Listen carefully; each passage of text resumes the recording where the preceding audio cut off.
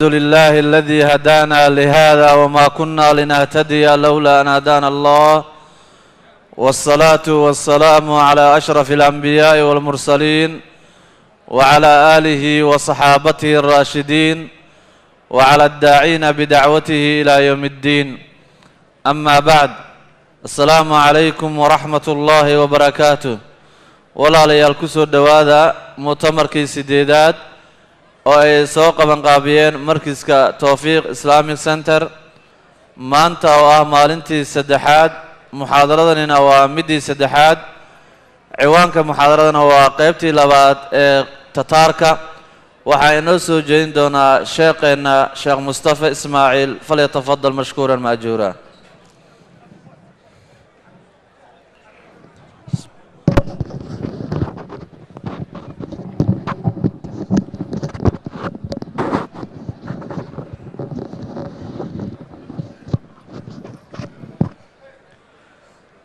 بسم الله الرحمن الرحيم الحمد لله والصلاة والسلام على رسول الله اللهم وفقنا لما تحبه وترضاه وبعد فسلام الله عليكم ورحمته وبركاته درسكي هore waxaan ku soo tilmaamnay الدولة الخوارزمية iyo tataarka dagaaladii dhex maray waxaan soo tilmaamnay in dawladda ay duntay madaxweynaheediina uu baxsaday kadibna uu ku geeriyooday jasiirad yar oo ku dhex taalla baxru Ghazwiin waxaynu soo marray magaalooyinkii bariga xigay ee waaweynaa siiba Bukhaara iyo Samarqand iyo wixii ka ag dhadhawaa oo tataarku ay gacanta mariyeen waxaynu hadda isku dayi doonaa bal isla sanadkaasi 617 hijriyada oo runtii ahaa sanadkii ugu cajab badnaa laynta muslimiinta marka loo eego taariikhaha hore inaynu dul marro cabaar dawladdii oo bilaa madaxa magaalooyinkii oo ciidamadii jabeen iyo Jenkins Khan waxa uu ka yeelay dawladda tan labada gobol ee ugu waaweynaa waxay ahaayeen gobolka la yiraahdo Khurasan iyo gobolka la yiraahdo Faris ama aan yiraahdo gobolka la yiraahdo Khurasan Faris waa soo noqon doona iyo gobolka Khawarizm Khurasan waa gobol ku yaala waqooyiga Afghanistan iyo bariga Iran intaasoo la isku daro ayaa taariikhdii muslimiinta hore loo yaqaanay Khurasan waxa ku yaalay magaalooyin waaweyn oo caan ah oo ay ka mid ahayd Balkh ay ka mid ahayd Marwa ay ka mid ahayd Nisabur ay ka mid ahayd Harrat waa magaalooyin inta badan maqashaan fulaan an-Nisaburi imaamu Muslim oo kale ama fulaan al-Marwazi waa reer Marwa ama al-Balakhi magaalooyinkaasi waxay ahayd magaalooyin waaweyn oo muslimiinta dhulkay deganaayeen ilaa laga soo gaadho Ghazna dawlad Ghaznawiya dhulkay joogi jirtay Ghazna waa Kabul hoosteeda ilaa 150 kilomitir bay ka hooseysaa Khawarizmna waa magaaladii Samarqand aan sheegaynay bay bari ka sii xigtaa iyadu markaa ama aan idhaahda galbeed waqooyi bay ka xigtaa galbeed waqooyi ayay Samarqand ka xigtaa waxaana mara wabiga Jiixoon loo yaqaano oo markaasi hadda dhex mara labadan dawladood ee Uzbekistan iyo Turkmenistan la yiraahdo Jenkins Khan wuxuu ku talagalay inuu bulshada madaxdeedii duntay marka hore baqa geliyo si aan cidnaba uga hor imanin dabeetana saddex kooxood oo ciidamadiisa ka tirsan ayuu kala diray saddexda kooxood koox wuxuu u diray إقليم كالله يغانا فرغانا فرغانا وقبل كوجو حاجة تشاينا مركزي الدولة الخوارزمية دورية تبن دولة دودو إمي كتشيرة أيا لسكو أورنجري دان كان جاينا حدود كلا لهيد دان كان العراق بي حدود كلا لهيد دان كان صار قوقاز أردن بي هيستي دان كهوسنا إلا سند بي شوكتي وبيجا سند مرة وباكستان وبيجا دح مرة bakistan qaybteeda koonfureed karmaan la yidhaahdo iyo waxaasoo dhammina dowladda ma ka tirsan marka waa dowlad aad u ballaadhan si hadda waxaan joognaa qaybteedii sare oo ah dhulkii buuraleyda ahaa dhulkii barwaaqada badnaa dhulkii dowladdu ku xoog badnayd qaybtaas sare marka aynu joogno kooxda koowaad wuxuu u diray magaalada la yidhaahdo farghana waa uzbekistan bay ku taallaa waa magaalooyinka markaa iyada iyo otraar baa ugu xigay dhanka jine 500 oo kilomitir baa markaa bari looga kacayaa samarqanda oo meeshii uu markaa uu joogo duqii jinkis khan ahaa koox labaadna wuxuu u diray magaalada turmud imaami tirmid intaba way u akhriyaan imaami tirmidi magaaladu ka yimi weeyaan saaxibu sunanka waddankan hadda oo uzbekistan la yidhahday ku taalla wuxuu kaloo diray iyadu 100 kilomitir oo quray koonfur ka soo xigtaa samarqandada marka aynu joogno wuxuu kaloo diray koox kale oo qalcad weyn oo kalaaba la odhan jiray oo qalcadihii ugu waaweynaa ee nahru jooxun ku yaallay ah 3 firqadood buu diray 3 meelood buu u kala diray 3 meeloodba dadkii ku noolaa waa shacab dhulkaa lala simay raggii waa la laayay dumarkii waa la addoonsaday carruurtii kadalik wax kasta oo ka jiray wuu tirtiray waa ka uu tilmaamayo ruwaat taariikh nin ka mida baa wuxuu leeyahy waxay yidhaahdeen buu yidhi ina atataara laa yartawuuna ila biاddimaa walaa yascaduuna ila biاlkharaabi waاtadmiir wainahum laa yuhzamuun bay yidhaahdeen tataarku kuma haraad beelaan dhiigga mooyaane waa dhigii cabo waxay kaloo ku sifaynayeen liibaanta iyo farxadda iyo badhaadhaha iyo sareedada iyo barwaaqada waxay gaadhaan marka uu ummad la halaagee la tirtiro yacni waa joogkooda waa ciyaartooda iyo faraxooda iyo rayrayntooda iyo sareedada iyo barwaaqadooda waxay helayaan marka ay dad tirtiraan ka saddexaad waxay yidhahdeen waa ciidan aan la jebin maxaad u malaynaysaa shacab risaalada la gaadhsiinaya ay noocaa tahay dowladdeedii sarena ay duntay jinkisaan iyo ciidamadiisii markaa waxay soo galeen markay 3 magaalo soo baabi'iyeen ee dadkii la wada baqageliyey ayaa waxaa loo soo kacay afghanistan waqooyigeeda waa dhulkan taajiku degaan waxaa la soo qabtay magaalada la yidhaahdo balkh markay yimaadeen waxaan hore loo arag bay sameeyeen laakiin dambay ka lahaayeen reer balkh way u soo baxeen waxay ka dalbadeen ammaan magaalada inay nabadgelyo ku soo galaan dadkana ay nabadgelyo siiyaan lana ogol yahay inay dowladda tataarku meesha soo gasho ammaankii buu siiyey dabeetana wuu dhaafa wuxuu tegay magaalo kale oo waqooyiga afghanistan ku taalla oo taalaqaan la yidhaahdo taalaqaan iyada markii uu tegey waa dhul qalcado waaweyn leh xusuun tiro badan leh dabeetana way isdifaaceen dhowr bilood buu go'doomin ku hayay dhowr bilood kadib waa la jabsaday wixii rag sheegan jiray wuu gumaaday dumarkii iyo carruurtiina farsamadiisiibuu ku isticmaalay wuu soo dhaafay wuxuu yimi magaalo loo yaqaano marwe markii uu soo galay waa magaalo weyn marwe oo turkmanistan ku taalla balkht aynu markaa sheegaynay uu cahdiga siiyey 450 kilomitir ayay galbeed ka xigtaa magaaladaasuu soo galay magaaladan markii uu ku soo socday reer balkh buu soo maray qoladii uu ammaanka siiyey wuxuu yidhi idinka ammaan baan idin siiyey laakiin bishart way la dagaalgelaysaan waynu wada duulaynaa mar waynu ku wada duulaynaa marka ammaankiinu saasuu ku sugmaya dadkii waa iska baqeen waa aqbaleen أحد الكتاب راغب السرجاني baa wuxuu leeyahy reer balkh mar kastoo muslimka la jabinayo ma sidan bay u dhaqmi jireen balkh waa meesha iminkana maxaa la yidhaahdaa 2 meelood oo casrigan aynu nool lahay gaalada caawiyey ayaa ahaa taariikhdii tataarkana 2 kooxood ee caawiyey qola waa kurdida waqooyiga ciraaq degta tataarka way soo caawiyeen dagaalkii baqdaad iyo dhulka lagu qabsanayna way ka soo qayb galeen waynu iman doonaa qolana waa waqooyiga afghanistan qolada joogta labada qole hadda maraykanka soo caawiya ayaa tataarka markaana caawiyey waxaa la yidhaahdaa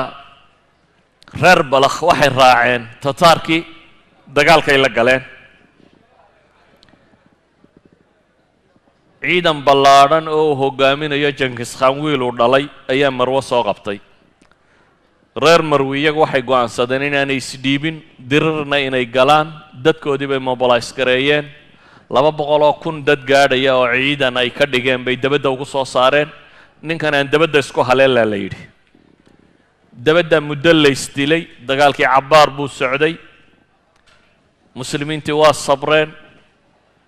tataarkiina waa u sabreen waa la isgumaaday akhiiran waa la jabiyey qoladii muslimiinta ahayd waayo nafsiyaadka dadka muslimiinta waxaaba ku jira dee tataarka waa jeyshi laxmarkii ay odhan jireen laysma hortaagin waa jabeen waqca rahiiba baa dhacay muslimiintii 200,000 ahaa intoodii ugu badnayd waa la laayay baaqigiina maxaabisnimaa loo qabsaday in yar mooyaane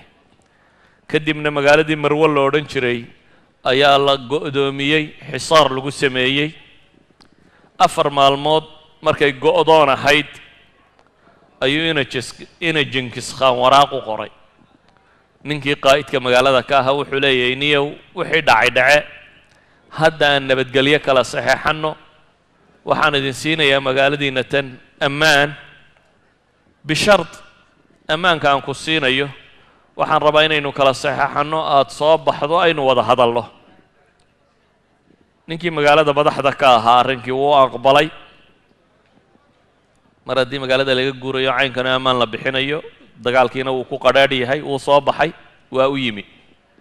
markii uu yimi ina Genghis Khan wuxuu faray in sida boqorrada loo soo dhoweeyo waxaa la sameeyey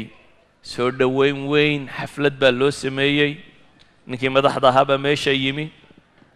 waa la ixtiraamay waa la maamuusay kadibna wuxuu yidhi waxa aan rabaa heshiiska aynu wada gelayno in dadkaagii waaweynaana kaala qayb galaan isla markaana dee dawlad weyn baanu hadda nahay oo dhulkii ka talinaysee inaannu dadkii magaalada ama duqayda ahaa ama dawladda saraakiisheedii sare ama waxa kan wixii noo shaqayn karee dee shaqo qaban karana inaannu dooranno heshiiskaa wada gallo ayaan doonaynaa marka adiga waa ku soo dhoweynay noqo duqaydii iyo waayeelkii magaalada noo keen dib buu labtay wuxuu u yeedhay dadkii madaxda ahaa dadkii isaga ka agdhadhowaa dadkii waayo wuxuu u ballan qaaday inuu dhul siin doono inuu maamulka ka qayb gelin doono inay dad laysfahmo noqon doonaan ninkii magaalada madaxda ka ahaa marwe dib buu dadkii ugu laabtay wuxuu keenay wixii magac iyo maamuus ku lahaa magaalada markii uu dadkii soo ururiyey oo soo dhoweyntii loo sameeyey oo meesha yimaadeen ina Genghis Khan wuxuu amar ku bixiyey dhammaantood in la xidho dhammaantood xadhiggaa loo jiiday dabeetana wuxuu yidhi 2 su'aalood oo qudhaan idinka rabaa magaalada wixii maalqabeena liiskooda qora wixii farsamo yaqaan ee technician xirfadyahan ee sanaaciinana liiskooda ay sameeya waxaa loo qoray magaalada wixii dad waxaysta deganaa ee maalqabeen ahaa waxaa kaloo loo qoray magaalada wixii joogay farsamo yaqaan intaasi markay dhacday magaalada madaxdeediina la hayo askarteediina hore loo soo laayay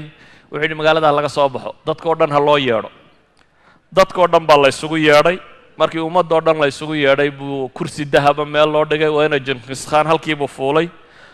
awaamirtaan soo rogayaa buu yidhi hadda amarka koowaad wax allaaliya wixii madaxa shacabka hortiisa ha lagu bireeya buu yidhi wixii madax ahaayoo dhan dhegtaa dhiigga loo daray waa la gowracay intaa kadib buu wuxuu yidhi wax allaaliya wixii farsamo yaqaan ah qaraqoram ha loo diro qaraqoram waa caasimaddii Mongolia markaasi iyo tataarka looga talinayay caalamulislaami iyagaa technologyga dunida markan hogaaminaya iyagaa farsamada looga dambeeya wax allaaliyo waa dagaalkii labaad Germany markii la jabiyay wixii lagu sameeyay waxa laaliya wixii wax aqoon ahaana wuxuu yidhi hal la diro farsamo garanayay waxa loo diray qaraqoran baa loo diray waxa soo hadhay wixii maalqabeena buu yidhi iyaga waa in la toorjar gareeyaa ilaa intay ka caddaynayaan wixii khasnad magaaladan taallay meesha ay taallo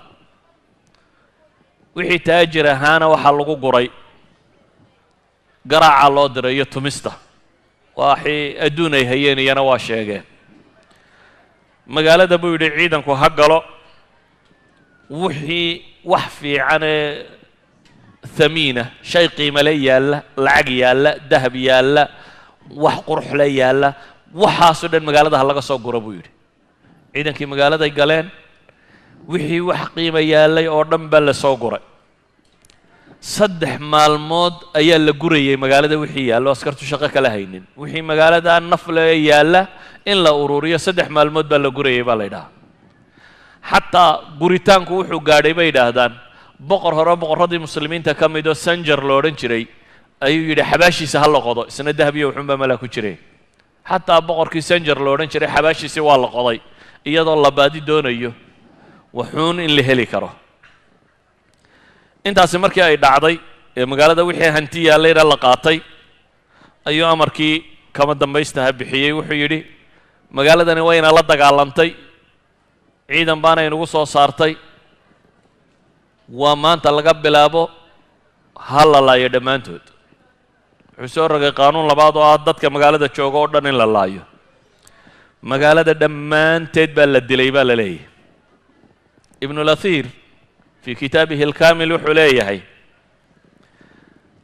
ina Genghis Khan wuxuu amar ku bixiyey markii dadka la wada laayay in meydka loo tiriyo buu yidhi dabeetana meydkii baa la soo tiriyey tiradii meydku wuxuu noqday buu yidhi 700,000 goob qura la wada dhigay 700,000 oo qof oo hal magaalo degan yani waxaad ka fakartaa cawaasimtii dunidu dhulkaasay ahaan jirtay waaga meelaha ugu badan ee bini aadam dega bay ahaan jirtay 700,000 oo qof baa madaxa laga jaray magaaladiina buu leeyahay marwo la odhan jiray ikhtafa dhikruha min at-taarikh buu leeyahay warkeedu taariikhda halkaasuu kaga baxay intaa markii ay sameeyeen bay ka dhaqaajiyeen waxa la qabtay magaalo la yiraahdo Naysabur iyana waa magaalo weyn oo Khuraasaan gobolkaasi ka mid ah waxay ku dhacdaa wadankan hadda Iran la yiraahdo waqooyi barigiisa bay ku taallay Naysabur markii uu yimi reer Naysabur iyana way isku dayeen inay isdifaacaan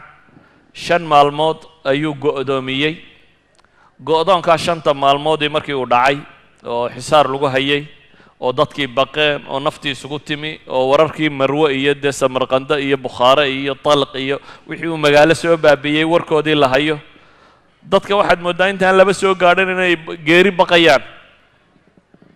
yani baqdin daraadeed inay geeriyoonayaan ayuu akhiiran magaaladii furtay dabeetana wuxuu yidhi magaalada dadka ku jira oo dhan dabadda ha loo soo saaro meel saxaaraha la isugu soo saaro magaalada markii dadkii ku jira oo dhan dabadda loo soo saaray ayaa waxay sheegayaan ina Genghis Khan baa loo tago waxa la yidhi magaaladii hore aynu laynay dadkii badhun baa seeftu ku dhacday oo iyagoo aan dhimanin laga dareeray dadku may wada dhimanin dadkani waa dad raba inaan qof noolaanin almuwafaq albaghdadi taariikhyahankaasi wuxuu lahaa lama arag buu yidhi dad u soo baxay inay wax tirtiraan la arag buu yidhi dad intay dal qabsadaan raba inay xukumaan markaas buu yidhi tataarku mulki iyo waxbaba may doonin inay wax tirtiraan umay rabeen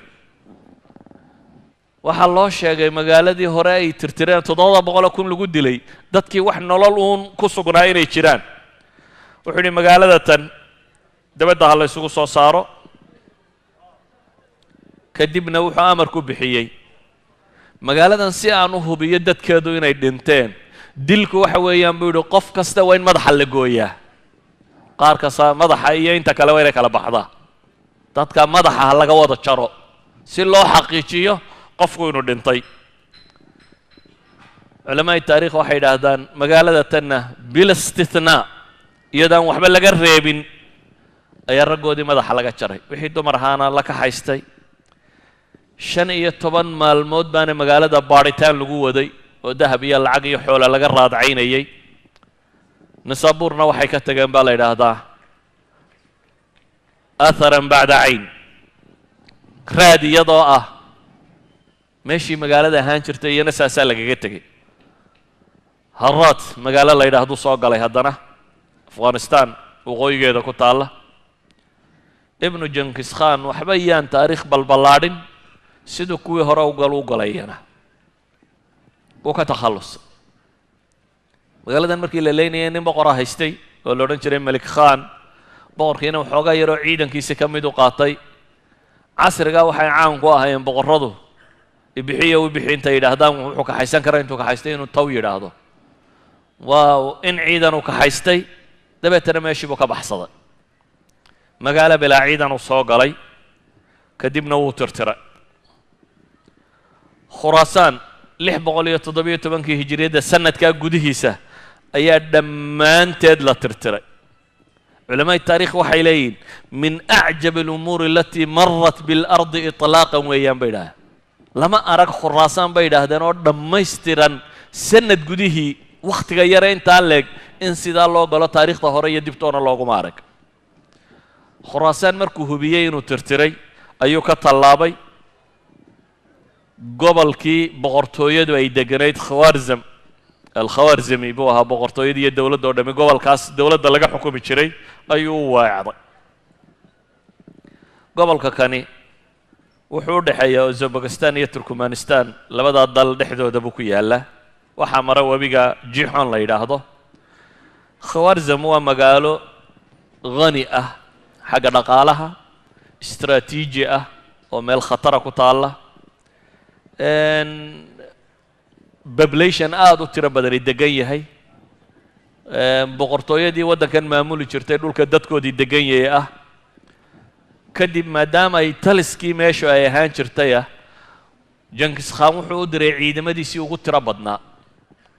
khawaarzam wuxuu kaga xisaabtamayaa maadaama dad badanina degan yahay dagaallo xoogani inay la kulmaan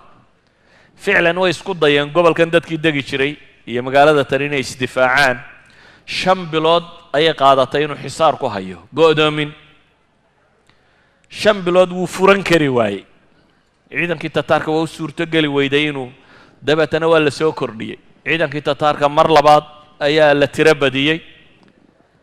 ugu dambayntii waxay ku guulaysteen tataarku derbiga qayb ka mid ah aswaar baa magaalooyinkii qadiimka ahaa ku wareegsanaan jiray derbi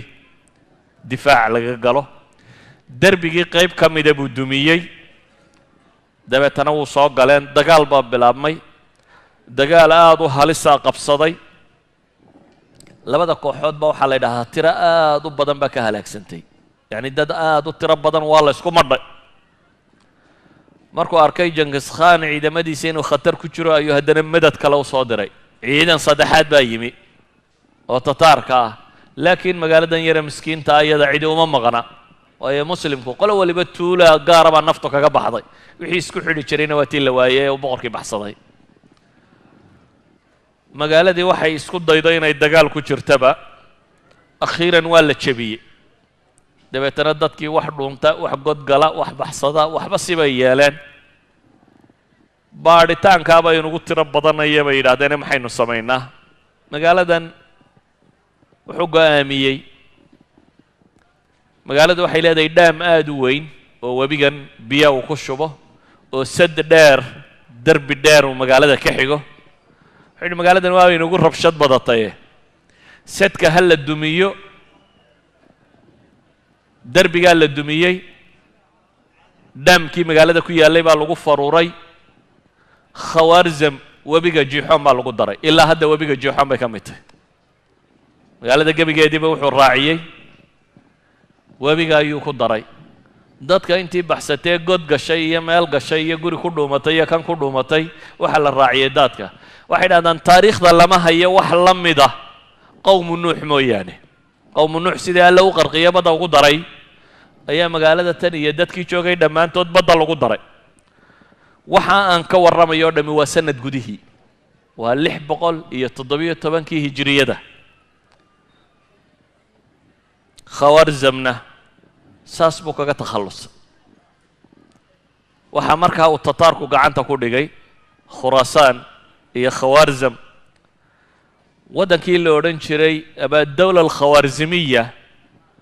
waxaan weli gacanta tataarka gelin koonfurtii dowladda koonfurta dowladda waxa weeyaan kaabul laga soo bilaabo ilaa iyo bakistan iminka waa intii sare qawqaaziyiinta iyo iiraan dhinaceedaa bari iyo intaa sare intuu qabsaday waxaan weli gacanta dowladda tataarka gelin markaa dowladdii khawaarzimiyiinta la odhan jiray koonfurteeda waxaa haystaa boqorka inankiisii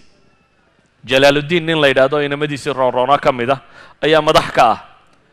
haatan wuxuu noqday azaciimi sharci lidawla madaxda qudha ee dee la ictiraafsan yahay waddankii uu leeyahay wuxuu isku dayey inuu ciidamo urursado dhulka intan markaa laysugu soo baxee laysu imanaya waa dhul adag waa dhulka afghanistan loo yaqaano maanta waa dhul buuraleeya waa dhul aan farduhu si fudud u gelin waa dhul aan taariikhda hore dadka degan loo jebin jirin waa dhul dadka degaa yihiin dad dagaalyahana waa dhul dadka degaa dad xamaasa iimaaniya leh oo wax iska dhiciya waa dhul dadka degaa inta badan aanay aqoonin gumaysiga waxa loo yaqaano saa daraaddeed ciidan buu urursaday uu samaysanayo uu samaysanayo jalaaladiin ibnu moxamed ibnu khawaarzam shah uu rabo inuu iskaga difaaco tataarkii markii uu ciidankaasi urursaday waxa uu madaxa magaalo la yidhahdo ghazna 150 kilomitir bay koonfur kaabul ka xigtaa halkaasuu degan yahay oo madax uu ka dhigtay caasimad uu ka dhigtay jenkis khan markuu maqlay ciidan baa halkaa isku urursaday ciidan tiro badan ayuu magaalada ghazna u soo diray iyana in weerarka lagu qaado meeshan waxaa kaloo yimi ciidamo atraaka oo uu wato nin la yidhaahdo sayfuddiin bakhraaq oo dagaalyahan ahaan jiray nin dagaalada aada uga caan ahaan jiray qaa'idna ahaa oo 30 kun oo ciidana wata ayaa soo galay isna wuxuu ku biiray jalaaluddiin ciidankiisii waxaa kaloo meesha yimi 60 kun oo magaalooyinkii la tirtiray ciidamadii firdhadka ku soo baxsadaya oo iyana koonfurta soo galay 60 kunna way timi idan jalaaluddiin ciidankiisii uu urursaday 30 kun oo wato ninka la yidhahdo sayfuddiin bakhraaq 60 kun oo baxsigiiya intaas buu isku ururiyey dabeetana waxaa la galay difaac adag waxaa kaloo yimi boqorkiisna haraad ka soo cararay ee melik khan la odhan jiray oo isna in guuta ah wata ayaa isna soo galay waxa meeshii isku urursaday ciidamo badan oo muslimiintu leeyihiin wax soo jabay iyo wax soo madad ku yimi iyo wax meesha sii joogayba ciidamo kumaankum gaadhaya marka kan baa isugu yimi oo weliba firqada turkiga ahi atraakta ahi ay yihiin niman well trained ah askar rasmiya oo wato nin dagaalyahana oo la yaqaana oo yacni takhtiidka dagaal si fiican wax uga garanaya ciidankii waxaa la gartay markaa jenkis khan iyo ciidamadiisa in loogu baxo dhul istraatiijiya aan magaalada la isku haleelin wuxuu u baxay magaalo balq la yidhaahdo waa mantiqa wacar bay yidhaahdaan aada u dhagax badan buuraleeya farduhu aanay fududayn inay si fiican uga dagaalgeli karaan ciidanka fardo aada u dheereeyo fudud oo bila kooraha lagu fuulo oo dagaalyahanaa buu wataa jenkis khan iyo ciidamadiisu markaa dhul aan farduhu ku fiicnayn ayay u degeen dagaal baa meeshii ka dhacay ciidankii muslimiinta iyo ciidankii uu jenkis khan watay isaga ka socday ayaa ishaleelay muslimiintu waxay galeen dagaal mintidnimo ah oo ay u arkayaan inaan waxba u hadhin idan xamaasada ay muslimiintu xamaasadoodeen markay arkeen inay isku soo urureen mandiqada ay ku dagaalamayeen oo dhul istraatiijiya ahayd tirada oo marka kan aada u badan ninkan ciidanka watee sayfuddiin bakhraaq oo kalsooni dadka ku abuuray ciidankiisan militariya wato ciidan khatar ah iyo ninkii marka kan waddanka qaybtii soo hadhay madaxweynaha ka ahaa oo go'aansaday inuu dagaal galo oo isna safka ku jira boqorradii hore way yaaceen laakiin ninkani waa nin madaxoo raba inuu dagaalka galo oo isna safka koowaad ku jira arrimahaas oo la isku daray waxay keensatay inay muslimiinta niyaddu u dhisanto oo ay garan karaan inay wax iska dhiciyaan. muddo markii la isjafayay dagaalku socday ayaa dagaalku adkaaday. maalintii koowaad waa la isku madhay, waa la isku gobol dhacsaday. maalin labaadii baa la isgalay, waa la isku madhay, waa la isku gobol dhacsaday. maalin saddexaadii baa la isgalay, waa la isku madhay. kadib baa ilaahay u jebiyey nimankii gaaleed. 3 maalmood markii la ishayay kadib ayay gacanta sare yeesheen kooxdii muslimiinta ahayd. waa awal marra markaa taariikhdii tataaree hore ee koowaadee la hayo la jebiyo. dilkii baa ku tiro batay, baaqigoodii baa kala firdhaday, meel kasta waa loo caymadiyey. jankis khaan oo magaaladii talqaan jooga ayaa warku gaadhay la odhanayo ciidankaagii waa lagu hurgufay, idinkama noola. runtii waxaa muuqday barakat alijtimaac. dadka muslimiinta hadday isu tagaan oo iyagu isnabadgeliyaan oo ay dagaal wada galaan inaanay jabaynin. waxaa kor noqday macnawiyaadkii muslimiinta oo jeeshka tataarka lama jebiyadii baa been noqotay. ninkii la odhan jiray jalaaladiin ibnu moxamed ibnu khwarzim shaah, boqorkan koonfureed ee odaygii hore dhalay, kalsoona u gashay ciidankiisii oo wuxuu arkay rag wax iska dhicin kara raggu maanta wataa inay yihiin. kadib jankis khaan buu waraaq u diray oo yidhi ma kugu hadhay, dagaal baan diyaar u ahay. haddii war hadhay waa dagaal. jankis khaan ciidan dambuu soo ururiyey, waa soo dagaal tegey. mar labaad baa goobta kabul hadda la yidhaahda la ysku haleelay. caasimadan hadda afghanistan ee kabul la yidhaahdo ayaa dagaal labaad la ysku haleelay. dagaal adag buu noqday oo meesha ka dhacay. muddo markii la ishayeyna dagaal ka xoog badan bay yidhaahdaan kii ghazna balq agteeda meesha yareeda ka dhacay, dagaal ka xoog badan buu noqday kan afghanistan caasimadeedii ka dhacee kabul. mar labaad waa ku cabbeen nimankii tataarka ahaa, waana ka xoog badiyeen. waxay noqotay tataarkii in mar dambe la jebiyo. laakiin mushkilad cusub baa soo ifbaxday. waxaa soo baxay tataarkii waxaa laga helay khaniima hayru caadiya. waayo wixii dhul muslim lahaay oo dhan dee waa kuwii soo guray. bukhaara, samraqand, naysaabuur, marwa, haraat, balq, wixii magaaloba jirtay talqaan waa kuwii soo gurtay. ciidamadani waxay ku raraayeen xoolo aad u tiro badan leh. markii la jebiyeyna waxaa laga qabsaday xoolo aad u tiro badan leh. ciidankii jalaaladiin uu watay xoolihii baa la isku qabtay. sayfadiin baqraq iyo ciidankiisii waxay yidhaahdeen dee dagaalka waanu ka qayb gallay, si fiicanna waa u dagaalanay, xoolaha barhkaygaana la siiyo. melik khaankii haraad ka soo cararay isna dagaalka ka qayb galay, isna wuxuu yidhi xoolaha barhkaygaa la siiyo. muslimiinta dhexdoodii waaba la murmurmay, murankii baa adkaaday, dagaal baaba dhacay, dhexdoodii baaba la iska dilay. sayfadiin baqraq nimay walaaliyiin oo ciidamada raggii hogaaminayay baa kow lagaga siiyey. muslimiintii waxbaa ku kala dhintay. markay halkaa marayso ayuu sayfadiin ciidankiisii 30 kun ahee dagaalyahankii uu watay ayuu kaxaystay, goobtiina uu iskaga tegey. waxaa soo baxday fikraddii ah in dadku ciidanka hunguriga isku dilo. tuu nebi moxamed laa calayhi salaatu wasalaam fawallaahi ma alfaqra akhshaa calaykum. ilaahay baan ku dhaartay buu nebigu leeyay,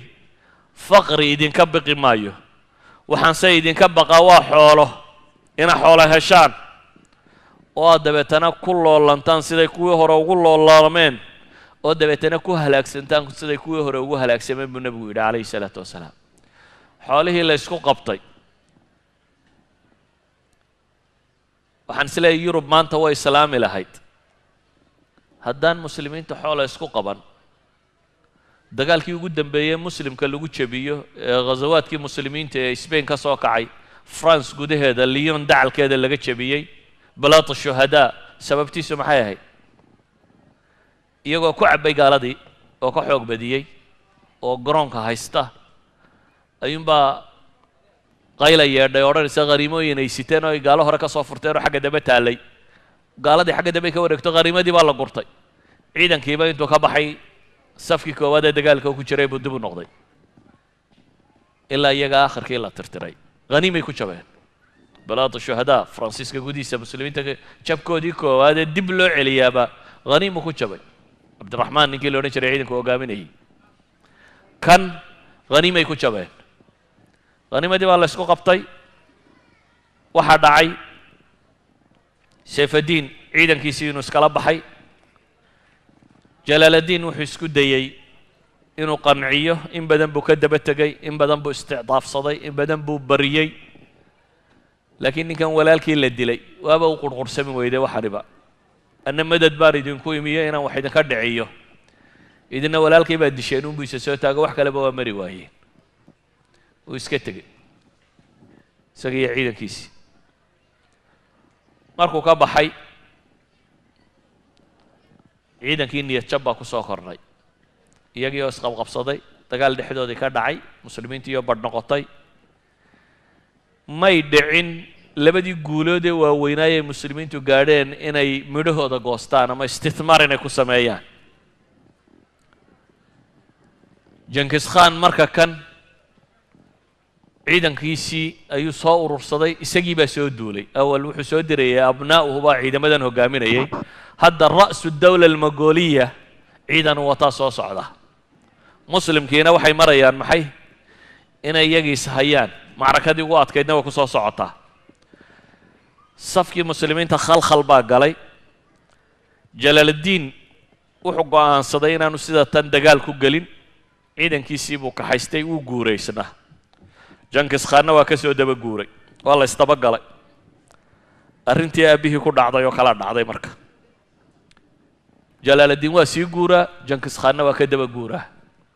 laba ciidan oo isdaba socda kaabul baa la iskala yimi ghazana la isla soo dhaafay jalaaludiin jenkis khanna magaalooyinka kuma weecdo ciidanka guuray unbuu ka daba guuraa ninkanna ciidankiisii waa soo waday sidii la isula soo socday afghanistan waa la iskala dhammaaday bakistan baa la isla soo galay bakistan baa la iskala soo dhammaaday sind baa la isla tegey nahru sind webigan bakistan mara ee sind mara ayuu yimi jalaaludiin iyo ciidankiisii wata doonyaba wuu waayey dani kuteh rag inay ishaleeshaan mar haddii doonye la waayo meel u gudba aanay jirin jenkis khanna wakhti iskama lumin tuulana ma furan cidna ma boobin cid kalena ma laynin ciidankan buu ku daba jiraa jenkis khanna waa jalaaludiin meel buu la hadlay ciidamuu dirtay doonyaa loo doonay doonyaha intii loogu maqnaa ayuu jenkis khanna soo gaadhay waxay noqotay in la ysgalo haatan dani waa dagaal ku tehe waa la ysu jilib dhiga maalintii koowaad baa la ysgalay waa la ysku madhay maalin labaadii baa la ysgalay waa la ysgumaaday maalin saddexaaddii baa la ysgalay waa la ysxasuuqay lama kala tegin dagaalkii wuu adkaaday halkaa markay marayso oo muslimiintiina dad badani ka dhintay gaaladiina dad badani ka dhintay muslimiinta raggii wax hogaaminayay malik khaankii shalay ay isku hayeen xoolaha doonayay xoolaha halkan buu ku dhintay ma calfan xoolihii lagu kala tegey waxba lagama cunin malik khan halkaas buu ku baxay maalin afraaddii dagaalku wuxuu noqday labadii ciidanba in dhimashadu ku badatay oo la kala yaro gurto oo ballaysu nasto nin waliba wixiisii uu dib isku dayo inuu isu habeeyo hudnadaa wakhtigii lagu jiro oo labadii ciidan kala yaro daaleen oo guul degdega ninna gaadhi kari waayey oo nin walba dhegta dhiigga loo daray oo nin waliba jaraaxaadkiisii iyo wixiisii uu hagaajisanayo intii taa lagu jiray ayaa doonyihii yimaadeen jalaaladiin ciidankiisii markaa wuu rartay webigu ka tallaabay doonyihiina xagga shisho u kaxeeyey jenkis khan marka kan ciidankiisii wuxuu ku soo tallaabiyo ma hayo laakiin ma aladii xadath maxaa dhacay marka kan awal dowla alkhawaarzimiya koonfurteeda ninkan iyo ciidamadiisaa joogoo muslimiintii xagga hoose joogtay way badbaadiyeen muslimiintii xagga sare jirtay iyaga waa inagii ka soo warrannay warkoodii haatan muslimiintii xagga hoose jirtay ciidamadoodii webiga sand bay ka tallaabeen waxaa isku soo hadhay Genghis Khan iyo ciidankiisii iyo maatadii muslimiinta iyo magaalooyinkii muslimiinta iyo wixii aan ciidan ku dambaynin Genghis Khan marka dib uu soo noqday markuu dib u soo noqdayna wuxuu bilaabay magaaladii koowaad ee lagu jabiyay inuu qabto Ghazna yimi Ghazna wuxuu la simay dhulka wixii dad joogay waa gumaaday wixii daar ku taalay waa dumiyey wax walba waa baabi'iyey ibn al-Athir raxmatullaahi calayhi markuu tacliiqinaya wuxuu leeyahay wuxuu ka tegay buu yidhi khaawiyatun calaa curuushiha kaan lam tagna bilams weedhaasuu isticmaalaya magaaladaa wuxuu ka baxay Genghis Khan iyadoo dunsan cidina ku noolayn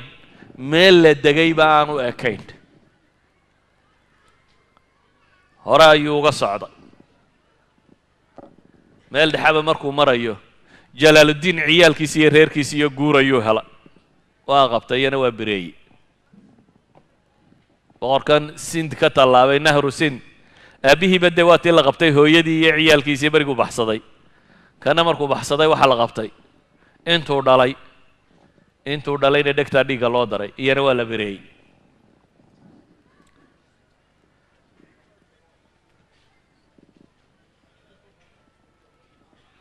haddaan iska soo koobo warka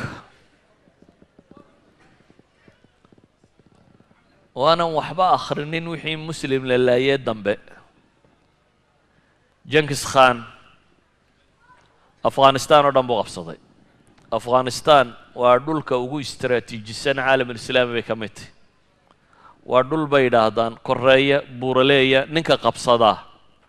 jayna uu ku duuli karo indiya uu ku duuli karo ciraaq iyo xagga uu ku duuli karo qawqaas uu ku duuli karo waa eeshiya halka laga xukumo bay yidhaahdaan eeshiya halkaad ka xukunto haddaad Afghanistan qabsato Russia waa duuli China waa duuli India waa duuli Ciraaq iyo Iran waa duuli dhan kasta waad u duuli kartaa bay yidhaahdaan wuxuu isku hubsaday inuu qabsado meesha Afghanistan la yidhaahdo waddanka kani wuxuu ku caan ahaa dad degan oo dagaalyahana oo caynkana laakiin ciidamadoodii labada goor jabiyey iyana warkoodii waan soo mar Genghis Khan hadda gacantiisa waxa ku jira waddankii la odhan jiray Mongolia China Korea Myanmar waxaa barigaas oo dhan soo tiri Nepal wixii xaggaa lagu sheegi jiro oo dhan soo tiri uu soo wada qabsaday kadibna Turkmenistan Afghanistan Iran inteeda bari inta ugu badan leh Azerbaijan Armenia Georgia intaa hal sano ku qabta taariikhyahanadu nin meel duulo waa la arko qabsada laakiin waddan intaa leeg taariikhda wax hal sano ku qabta ma soo marin horena looma hayo dibna looma hayo intuu dilay taariikhda ma soo marin lama hayo magaalooyinka intuu ku dilay qof wax intuu magaalo qabto intaa ku dila dadku laayay hal sano bini aadam intaasoo dada dila lama hayo walaa second world war dagaal labaad ee duniyada iyo ku horreeya hal sannadood intuu qof ku dilay 617 hijriyada lama hayo sidaa ogeed buu ibn al-Athir wuxuu odhanayaa waqad jara lihaa'ulaa'i tatar ma lam yusmac bimithlihi min qadiimi الزمان وحديثه فهذه طائفة تخرج من حدود الصين ولا تنقضي عليهم سنة حتى يصل بعضهم إلى بلاد أرمينيا ويجاورون العراق من ناحية همدان وتالله لا أشك أن من يجيء بعدنا إذا بعد العهد ويرى هذه الحادثة مسطورة فإنه سينكرها ويستبعدها ابن الأثير وحليه qolada tan waxa uu dhacay buu yidhi waxaan bini aadam hore loogu arag taariikhda horena lagu maqalta dambana lagu arag buu leeyahy lama arag buu yidhi koox yaroo intay China ka soo baxdo hal sano gudaheed ilaa Armenia ku qabsata Baxr al-Aswad iyo agaarkeeda Armenia ka gaadha ilaa iyo Ciraaq inta ka dhexla qabsada lama arag buu yidhi kama shakisni buu yidhi waxaan aan qorayo qofka akhriya aan wakhtigan joogina dabadeed yimaada inuu odhan doono buu yidhi war waxani waa khuraafaad kamaan shakisni buu leeyahy anigu se waan taaganoo waan qoraya kuwa dambe se inaanay rumaysan doonin anigu kama shakisni buu tilmaamaya aan soo koobno waxaa soo galay sanadkii 618 hijriyada tataarkii dib buu soo noqday meesha adarbijan la yidhaahdo qabsaday magaalo muslimiintu ay lahaayeenoo muraaqa la yidhaahdo soo galay taarikhyahanadu waxay yidhahdeen magaalada tan marka kan gabadh baa ka talinaysay waa muslim gabadhi u taliso magaaladaasi gabadhu ka talinaysay buu soo galay dabeetana manjaniiqu waa madaafiicdii waagaa jirtay waa baal lagu guro dhagxanta oo lagu tuuro dabka oo lagu tuuro gaas iyo waxa qarxa inta la isku rido lagu tuuro yacni madfacu intaanu noqon kabaarudu qarxisa waxaan jiray mid farsamo kala qarxiso oo wax tuura marka manjaniiqa ahaan jiray waagaa madaafiicda jirta manjaniiqyadu u dhigtay manjaniiqyada waxaa kaloo loo isticmaali jiray axjaarta waaweyn ee derbiyadan qalcadaa lagu duminaya lagu tuuri jiray manjaniiqyuu u xidhay dabeetana waa dumiyey magaaladiina wuu qabsaday bishii safar afarteedii baa la yidhahaa 618 ayuu magaaladaana qabtay caadadii uu lahaa buu mariyey raggiina waa laayay xoolihii iyo wixiina waa qaatay dumarkii iyo carruurtiina waa la faraxumeeyey ibnulahir markuu taariikhdan ka warramayo wuxuu sheegaa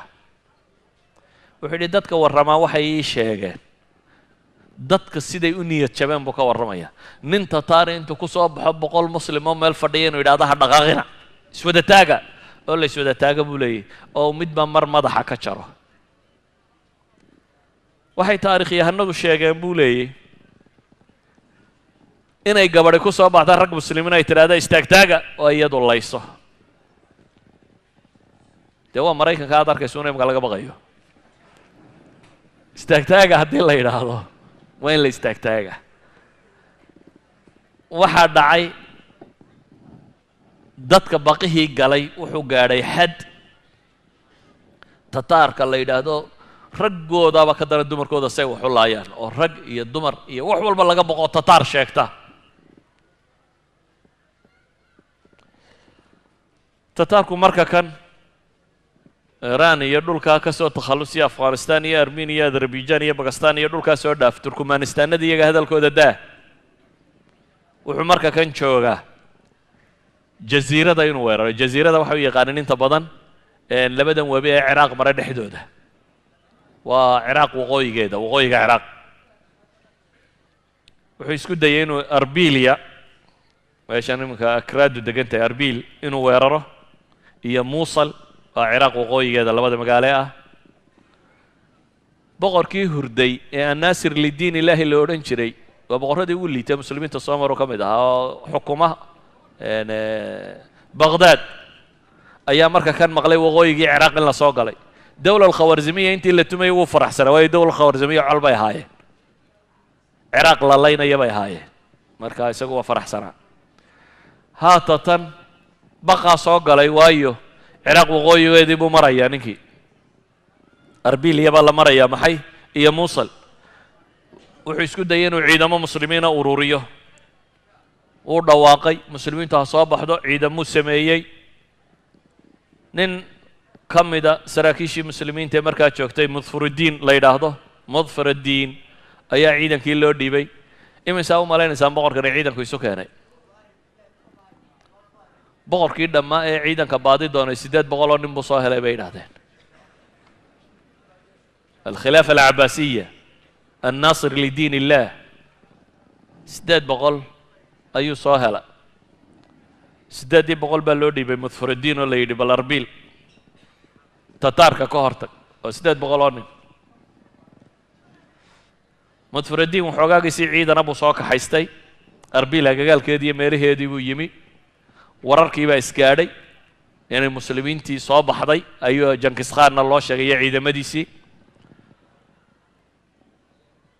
alkhilaafa alcabaasiya waa magac aad u weyn oo 500 iyo dheeraad sannadood jiray hadda waxaynu jooganaa maxay 618 hijriyadaan idinkan warramaya waxaanay bilaabmeen 632 hijriyaday soo bilaabmeen yacni 130 hijriyada ilaa 612 shan qarni dawlad soo jirtay weeyaan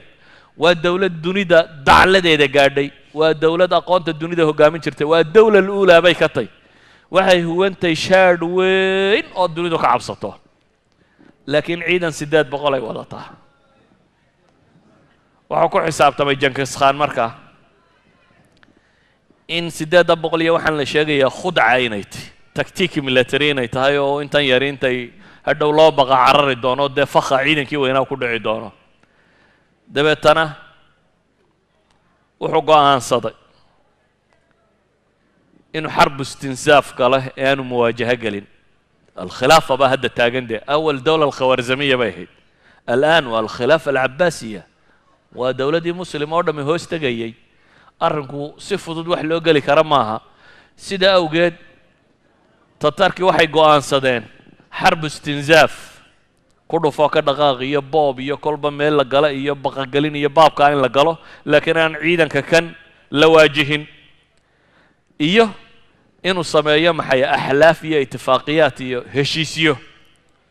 iyo gaashaanbuur dunida inuu la soo heshiiyo gaashaanbuura soo samaysto si khilaafada markaa loogu wada diilo kadib qoladii khilaafadana ilaahay baa marka kan badbaadiyo dib baa looga noqday hamadaan iyo xaggaasuu u kacay hamadaan buu cagta sii mariyey ordaweyl magaalo la yidhaahdo cagta sii mariyey wixii uu dhankaas sii layn kara buu sii laayey ilaa iyo uu ka gaadhay magaalada tabriiz la yidhaahdo tabriiz waa hore ay yimaadeen waxay yimaadeen wakhti qabooba oo baraf ku dhacayo dabeetana ninkii boqorkii markaa haystayna wuxuu siiyey waxoogaa xoolaa iyo dhar iyo lacag iyo ballan buu la galay intoodii bay qaateen waa kuwii iska tegey waxaa haystay ozabik ibnulbalhawaan ninkaynu ku tilmaamayno oo nin khabriyo cabaa bay ku sheegaan taarikhyahanadu al'aan waa wakhti jawigu uu fiican yahay dee ballankana awalba muu aqoonin waxay isku dayeen markaa haatatan inay weerar rasmiya magaalada ku qaadaan laakiin magaaladiina way isbeddeshay intii waxaa qabsaday shamsudiin atakraa'i nin la odhan jiray oo ay taarikhyahanadu yidhaahdaan wuxuu ahaa nin adduunkiisa iyo aakhiradiisaba fahmaya ninka kani markuu meesha qabsaday magaaladiisii uu diyaargaroobay ciidamuu samaystay waa diyaargaroobay inkastoo tataarku ciidan aad u badan iyo dawladdaa laga wada baqaya yihiin laakiin wuxuu ku talagalay dee kollayba waad dhimanaysaaye adoo sii jeeda ha dhiman meesha nimankani dee cidba dayn maayaan marka haddaad raacdana wuu ku dili haddaad dagaalantana wuu ku dili had walba waad dhimane inuu isku dayo inuu isdifaaco ayuu ku talagalay jihaad buu iclaansaday dadkii baa la xamaaso geliyey culammadii baa dhawaaqday magaalada qalcadaheedii iyo aswaartii derbiyadii ku wanaagsanaa iyo wixii baa la hagaajiyey dhufaysyadii iyo godadkaa la qotay waa loo diyaargaroobay tataarkii way se soo taageen waxay maqleen meeshan in jihaad ka iclaansan yahay kadib waxay dhahaan raalli ahaada iska sii noolaada waa ka tallaabeen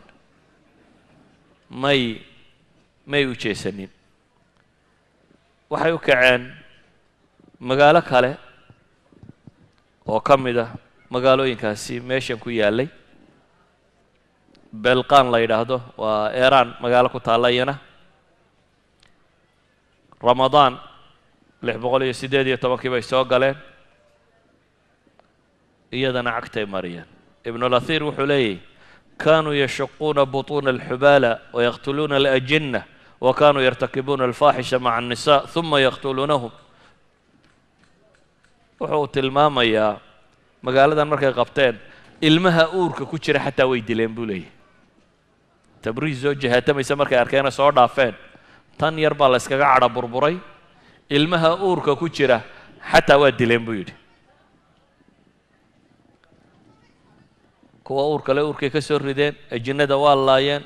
dumarka raggooda hortooda ay ku fara xumeeyeen kadibna waa laayeen xoolihii waa boobeen farsamadii ay yaqaaneen waa soo socdeen ganje magaalo la yidhaahda yimaadeen reer ganje laakiin iyagu sidii reer tabriis bay isdiyaariyeen jihaadkay ku tala galeen tataarkii waxay maqleen halkana jihaad baa ka iclaansan sii nabad ahaaday yidhahdeen xagga kale ka dhaafeen waa ka tallaabeen wuxuu tegey markaa xagga sare ayay u kaceen waddannadan ruushya dhulkan muslimiinta iminka weli gumaysto dagestan bay galeen cagtay mariyeen shiishaan bay galeen cagtay mariyeen ruushiyay bilaabeen inay dagaalka ku sii qaadaan webigan foolga la yidhaahdo iyo agagaarkiisa oo atractu marka ay degi jirtay galeen foolgayana cagta mariyeen dadkii deganaa sanadkaa ku xigay 619 waxay gacanta ku dhigeen sanadkaasi markuu soo galay oo tataarku marka kan ay gacantooda ku jira dawla alkhawarzimiya dhammaantood kazakhstan qirgizistan tajikistan uzbekistan turkmanistan bagastan oo laga reebo gobolka yare karmaan la yidhaahdo afghanistan iiraan oo laga reebo xuduudda yar ee galbeed oo ay taifa alismaaciiliya degantay azerbaijan armeniya georgia iyo ruushya galbeedkeeda intaasay marayaan intaasay hadda gacanta ku hayaan 620 markay taariikhdu maraysay si ay u fahamtaan muslimiintani maxay u daateen raghib asarjani fi kitaabi afar xaadiثu sheegaya uu leeyahay afartan haddaa ila fahamtaan dadkani waxay u burburayeen waa garanaysaan buu yidhi xaadiثada koowaad wuxuu leeyahay tataarku ruushya ay galeen dagaaladii ruushya ay ku wadeen markay meel dhexe marayaan daa'ifa bulgaariyiin la yidhaahdo maaha bulgaarkan waa bulgaariyiin ruushana markay halkaa marayeen ayay qabaa'ilka bulgaariyiintu soo jebiyeen tataarkii markay soo jebiyeen jab aad u fool xunnaa ku dhacay waa baxru ghaswiin galbeedkeeda baa la yidhaahdaa dabeetana jabkaasi wuxuu la soo dhaafay in shiishaan iyo dagestan iyo azerbaijan iyo waxaasoo dhammi gacantooda ay ka soo baxaan nimankii tataarka la odhan jiray ruushya qayb ka mida baa jab xooggan u geysatay wuxuu keenay markaa dhulkii ay qabsadeen iyo wixii oo dhammi inay burburaan oo xooggii tataarku uu gilgilmo laakiin muslimiintu marka kan maxay sameeyeen markii qolo kale u soo jebisay iyagu maxay yeeleen kow waxay dhahdaan armeniya muslimiintii boqorradii joogi jiray boqor ka mid ah ayaa ciidan diyaariyey duulimaad isagu wuxuu ku qaaday bay yidhaahdeen kurjigu waa georgia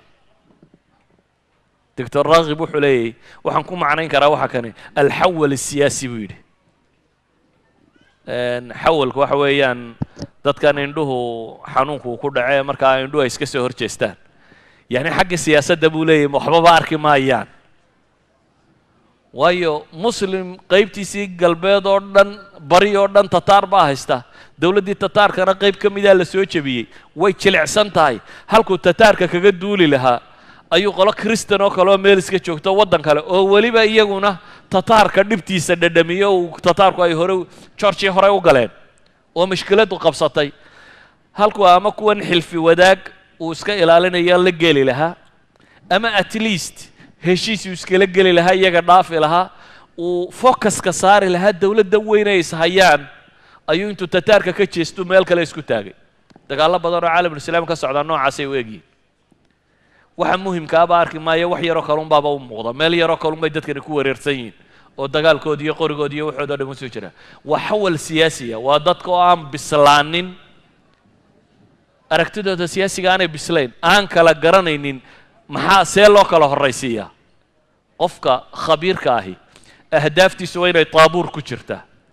waa inay kala dambeeyaan hadafkaaga ugu dambeeya ka ugu horreeya haddaad kala garan weydo waa mushkilad ninka kani wuxuu hoos imanayay boqorkii la odhan jiray alashraf ibnu muusa alcaadil ee jasiirada ka telinaya waqooyiga ciraaq ka telinaya buu hoos imanayay dabeetana duulimaad xaggaasuu usii qaaday idan waa xikmad darro caskariya waa ru'yo siyaasi oo qaldan labadii kooxood waa isku madheen kiristanka iyo muslimka ahaa markii naftu iskaga baxdayna heshiis baa la wada galay waana istayn ah waa goorma labaduba tataarka iska dhicin kari lahaayeen laakiin markay labadiiba naftu iskaga baxday ayay heshiis wada galeen kaasi waa dhacdada koowaad uu tilmaamayo wuxuu leeyahay dadkani say u fakerayaan baan rabaa inay la garataan dhacdada labaad uu tilmaamaya waxa weeyaan tataarku markii ay jabeen gobollada eeraan gudaheeda waxaa ka soo baxay nin cusub oo odaygii hore boqorka meesha ka ahaan jiray carruurtiisii ka mid ah jalaaldiinkii maaha waa nin khiyaathudiin la yidhaahdo oo jalaaluddiinka indiya u tallaabay ay walaalayiin kaasaa wuxuu qabsaday madiinatu ray iyo isbahaan iyo meelahaasi wuxuu qabsaday koonfurta iyo galbeedka eeraan marka laga reebo khuraasaantii sare waa dowlad cusub oo samaysantay oo laakiin inanuu dhalay odaygii moxamed alkhawaarzimi uu hogaaminayo laakiin waa dowlad at least tataarka iyo khilaaf alcabaasiya dhexdooda ku jirta siduu u fakerayay annaasir lidiin ilaahigii baqdaad haystay khaliifkii cabaasigu khawaarzimiinta col bay ahaayeen wuxuu yidhi wallahi waa kuwaa mar labaad soo noqday khawaarzimiintii halkuu ka fekeri lahaa tataarku 800 inuu helay qaar kaaga gudban baa alla keenay halkuu ka odhan lahaa ayuu wuxuu ka fekerayaa kooxdani hadday xoogaysato oo dowladda yaro cusub ee samaysatay hadday soo xoogaysato inay khilaafadiisi khatar ku tahay aragti istaraatiijiya marnaba kuma fekerin wuxuu bilaabay markaa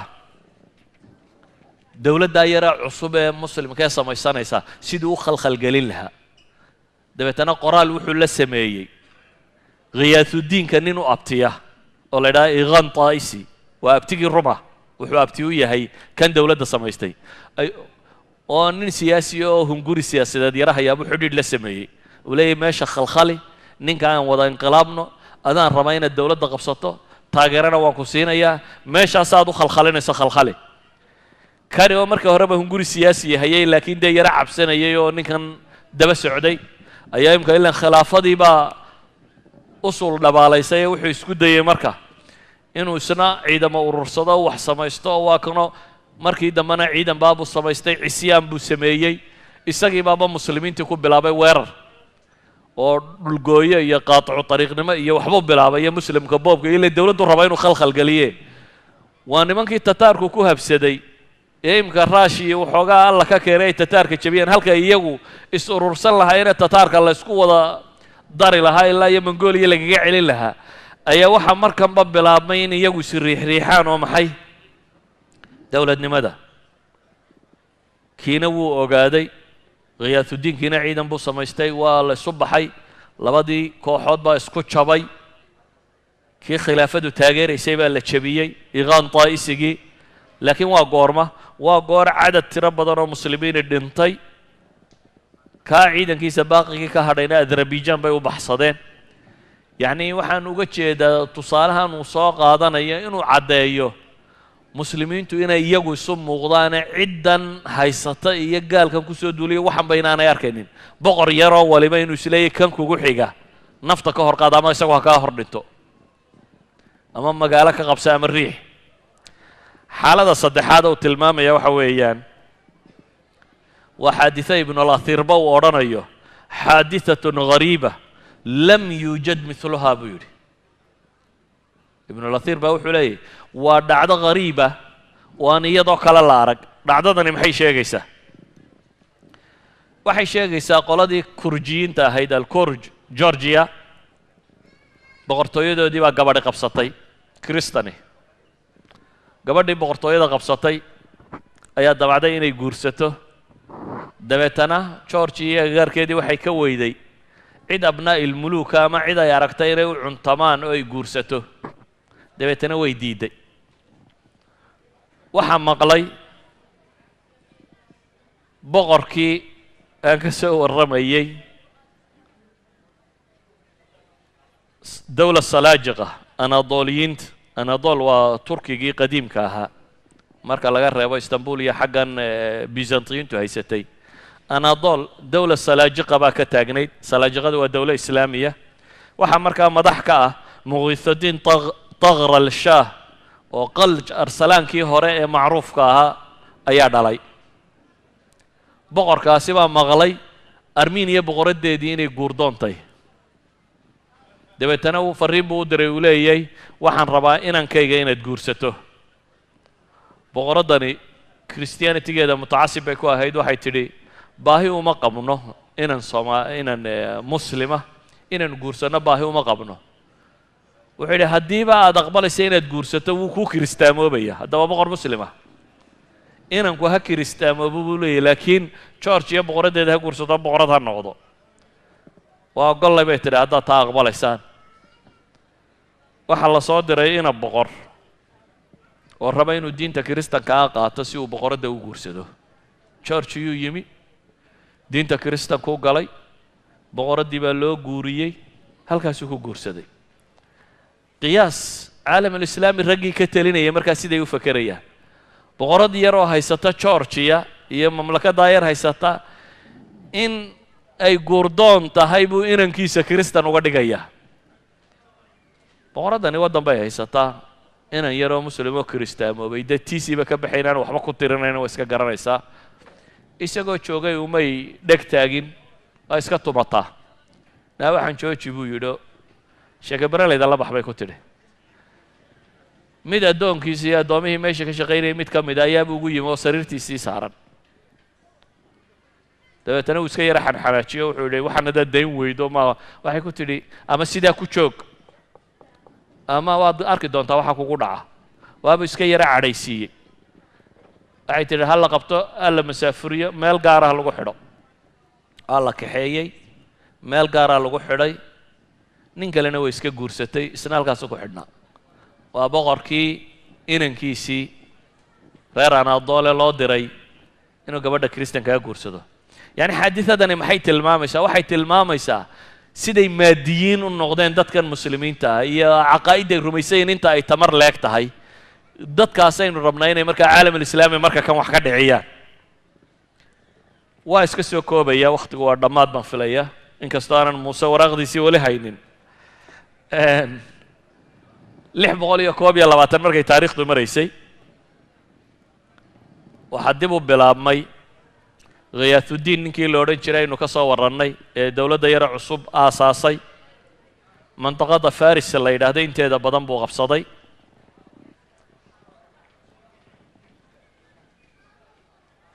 waxaa ku soo baxay nin kale oo sacduddiin ibnu dakla la yidhaahdo. dabeetana dhexdoodii bay iska dileen, dad badan baa ku kala dhintay. akhiiran waxay noqotay khiyaatuddiin inuu meeshii u soo xoog badan karo, sacduddiinna la yaro riixi karo. warkaasi isagoo taagan oo muslimiintu saan isu laynayso ayaa tataarkiina 3,000 oo askaray faris u soo direen. madiinatu rayi bay soo baabi'iyeen, saawa bay soo baabi'iyeen, qumtan aaraantu ay degan yihiin bay baabi'iyeen, qaashaan magaalo la yidhaahday baabi'iyeen, hamadaan bay soo baabi'iyeen, farsamadoodii bay dib soo celiyeen. waa 3,000 oo nin. Genghis Khan bay u tageen iyagoo nabad qaba, waayo labadii ciidana yarra ee meesha joogay iyagaa isdilaya. khiyaatuddiin iyo sacduddiin iyagaa isdilaya. daa'ifo yaroo 3 kunina magaalooyinkay tirtiraysaa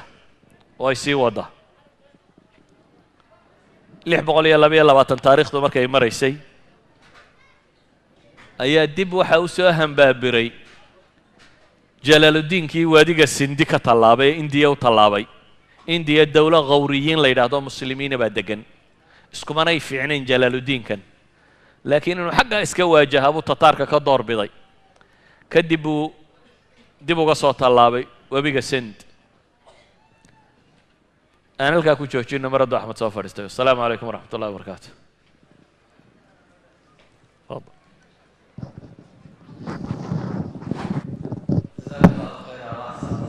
sheekh mustafa ilaah miisaanka xasanaadka ku saaro. waqtigoona cirina awadeed waa ka xunnahay, raallina aado. mawduucii muxaadarada saddexaad iyo mawduucan tataarka maanta intaa noo joogta insha allah. walaalaha waxaan ogeysiinaya